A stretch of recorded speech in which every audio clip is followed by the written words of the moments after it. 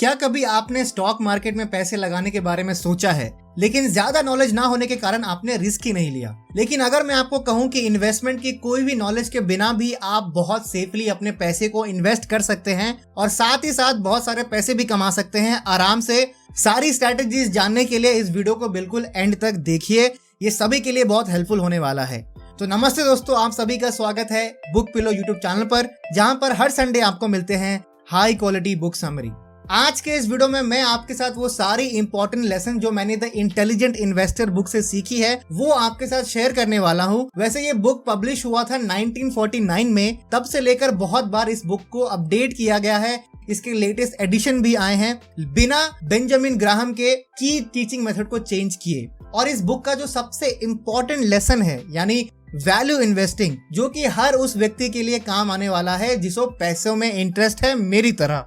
तो पहला प्रिंसिपल जो मैंने इस बुक से सीखा वो है 3 investing golden rule for intelligent investing. Stock market में पैसे बहुत बनते हैं, लेकिन स्टॉक मार्केट में उससे भी ज्यादा पैसे डूबते हैं, क्योंकि लोग हमेशा शॉर्ट टर्म रिटर्न्स के बारे में सोचते हैं। यानी अगर कोई रूमर आया कि सैमसंग एक ऐसा फोन बना रहा है जो कि बाकी सारे फोन से बेटर फीचर्स देगा और बेटर प्राइसिंग के साथ भी मार्केट में लॉन्च होगा, तो बहुत सारे इन्वेस्टर इस रूमर को बिलीव करके सैमसंग में पैसे लगा देते हैं। इसीलिए हमें सबसे पहले इंटेलिजेंट इन्वेस्टिंग का कॉन्सेप्ट को सीखना पड़ेगा। इंटेलिजेंट इन्वेस्टिंग में आप सबसे पहले मार्केट के बारे में रिसर्च करते हो, उसके बाद कंपनीज की एनालिसिस करते हो, तब ही जाकर आप कंपनीज या कंपनी में पैसे लगाते हो। मार्केट रिसर्च का मतलब ये नहीं है कि आपको सारे टेक्निकल स्किल्स सीखना होगा, बल्कि आपको मार्केट के हिस्ट्री के बारे में समझना होगा। जैसे लोग हमेशा ये सोचते हैं कि अब मार्केट बहुत ज्यादा ही डूब चुका है, इसको रिकवर करना इम्पॉसिबल है। जैसा हम हिस्ट्री में देख रहे हैं कि जितनी बार भी बहुत मार्केट क्रैश हुआ है उतनी बार मार्केट रिकवर भी हुआ है। सबसे इंपॉर्टेंट चीज है इस बुक में वो ये लिखा है कि हमें अपने आप को कंपनी से जोड़ना होगा। हम जब भी किसी कंपनी के शेयर लेते हैं या फिर हम जब भी उन पे पैसे लगाते हैं तो हम उस कंपनी का हिस्सा बन जाते हैं।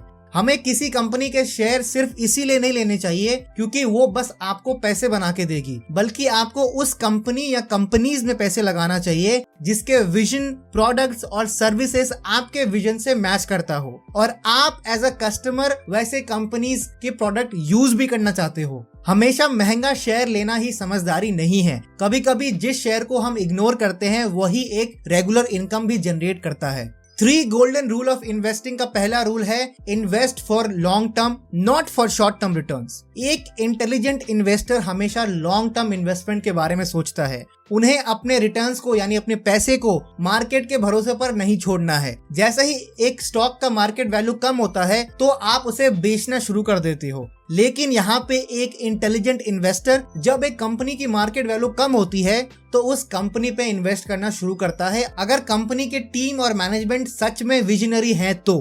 फॉर एग्जाम्पल में अगर मैं समझाऊं तो एक XYZ कंपनी है जो कि सेकंड नंबर पे आती है इन टर्म्स ऑफ AC। तो कुछ प्रॉब्लम्स की वजह से क्या हुआ कि उनकी प्रोडक्शन में कुछ प्रॉब्लम्स आई जिसके कारण उनकी मार्केट वैल्यू थोड़ी कम हो गई। लेकिन आप उस कंपनी को जानते हो कि वो कैसे परफॉर्म करता है, उनकी क्वालिटी कैसी होती है, तो आपने क्या किया, जैसे ही उनका मार्केट वैल्यू कम हुआ तो आपने उस पे और पैसे लगाना शुरू कर दिया क्योंकि आपको भरोसा है उस कंपनी पे। और जैसे ही उनका प्रोडक्शन का प्रॉब्लम ठीक होता है वैसे ही उनका मार्केट वैल्यू फिर से टॉप पे आ जाता है।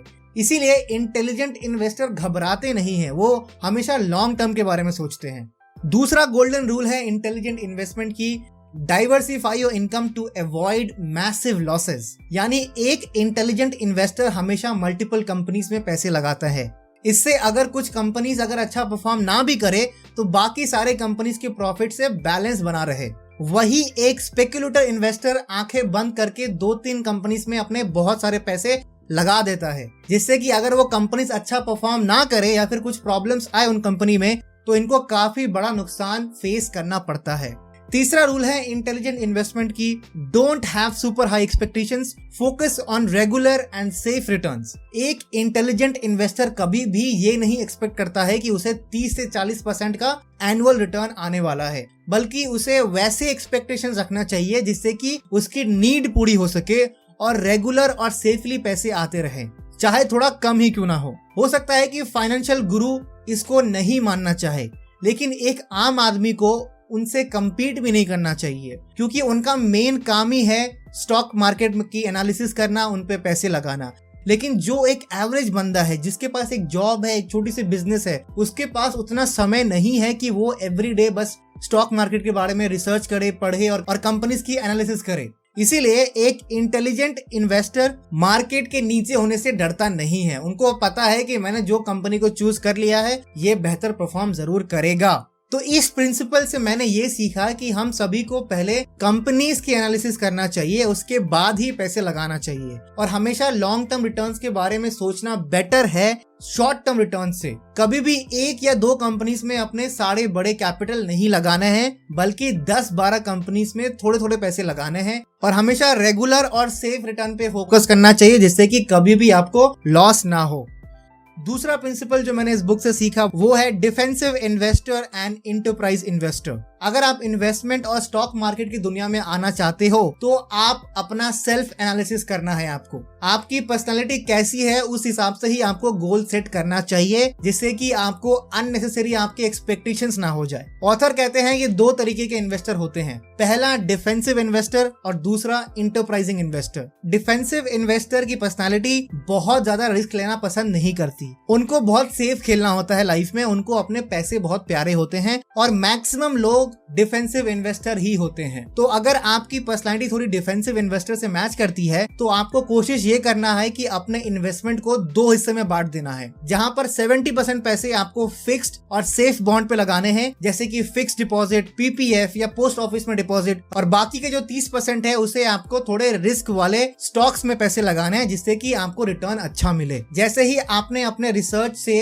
कंपनी सेलेक्ट कर लिया तो अब आपको एक प्रोसेस को फॉलो करना पड़ेगा जिसे कहते हैं डॉलर कॉस्ट एवरेजिंग मेथड। इसमें ये होता है कि आप पहले से ही डिसाइड कर लेते हो कि किस कंपनी में आपको कितने पैसे लगाने हैं लॉन्ग टर्म में। इससे फर्क नहीं पड़ता है कि वो कैसा परफॉर्म करने वाला है। तो अगर आपने दो कंपनी चूज करी है जैसे कि टाटा ग्रुप और रिलायंस ग्रुप, तो हर महीने या फिर हर 3 महीने में आपको 10-10 हजार रुपए लगाने हैं इस कंपनी में। अगर मान लीजिए जनवरी से मार्च में टाटा कितना भी अच्छा परफॉर्म करे तो भी आपको 10,000 रुपए ही इन्वेस्ट करना है, उससे ज्यादा इन्वेस्ट नहीं करना है। और चाहे रिलायंस ग्रुप चाहे कितना भी बेकार परफॉर्म करे, आपको सेम अमाउंट ऑफ पैसे लगा के रखने चाहिए। और इसे फॉर्मूला इन्वेस्टिंग भी कहते हैं। अगर हो सके तो हर 6 महीने या 8 महीने में डिफेंसिव इन्वेस्टर को अपनी पोर्टफोलियो एनालिसिस करनी चाहिए, जिससे कि वो कैलकुलेट कर सके कि क्या मुझे सच में इस पे कंटिन्यू करना चाहिए या नहीं करना चाहिए। अब बात करते हैं दूसरे टाइप के इन्वेस्टर के बारे में, यानी इंटरप्राइजिंग इन्वेस्टर। इंटरप्राइजिंग इन्वेस्टर जो होते हैं वो बहुत सारे टेक्निक्स डिफेंसिव इन्वेस्टर वाली ही यूज करते हैं, लेकिन थोड़ा सा इनका रिस्क टेकिंग एबिलिटी जो है वो ज्यादा होता है। जैसे डिफेंसिव इन्वेस्टर 70% फिक्स रिटर्न पे लगाते हैं और 30% रिस्की वाले में लगाते हैं, उसका ठीक उल्टा करते हैं इंटरप्राइजिंग इन्वेस्टर, जहां पे 30% वो सिर्फ फिक्स रिटर्न्स पे फोकस करते हैं और 70% वो स्टॉक्स में लगाते हैं, या फिर थोड़ा रिस्क टेकिंग एबिलिटी के कारण ये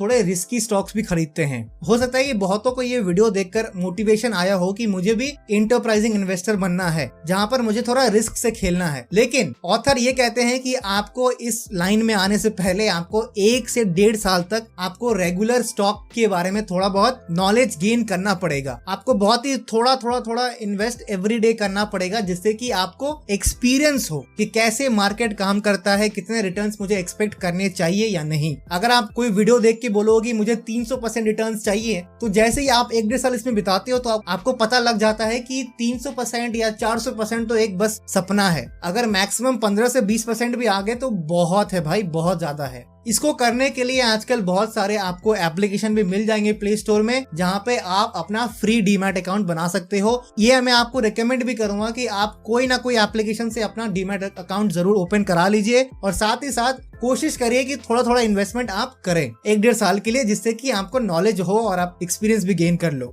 तो इस बुक से मैंने ये सीखा कि हमें अपने इन्वेस्टमेंट को हल्के में नहीं लेना है। यानी हमें ये नहीं सोचना है कि यार मूवीज में, टीवी सीरीज में लोग बहुत ज्यादा पैसे कमाते हैं स्टॉक मार्केट से, लेकिन रियलिटी में कुछ और है। रियलिटी में ये एक एक्चुअल में एक एजुकेशन ही है। ये आप अपने इमोशन या फिर आप प्रेडिक्ट नहीं कर सकते कि मार्केट कैसे चेंज करने वाला है। इसके लिए आपको नॉलेज गेन करनी पड़ेगी और साथ ही साथ आपको अपनी पर्सनालिटी भी इम्प्रूव करनी पड़ेगी। मैं इस बुक को डेफिनेटली रिकमेंड करता हूं कि आप इस बुक को खरीदो ही खरीदो। आपको अगर कोई बुक नहीं खरीदनी है इन्वेस्टिंग के बारे में, बस आप ये बुक खरीद लो, आपको और बाकी बुक्स की जरूरत नहीं पड़ेगी। तो उम्मीद करता हूं कि इस वीडियो से आपने कुछ नया सीखा होगा। अगर आपने इस वीडियो में कुछ भी नया सीखा है तो प्लीज वीडियो को लाइक करिए और चैनल पे नए हो तो चैनल पे सब्सक्राइब करिए, क्योंकि मैं हर संडे कोशिश करता हूं कि नए वीडियो अपलोड करूं, मैं भी कुछ सीखूं और आपको भी कुछ सिखाऊं।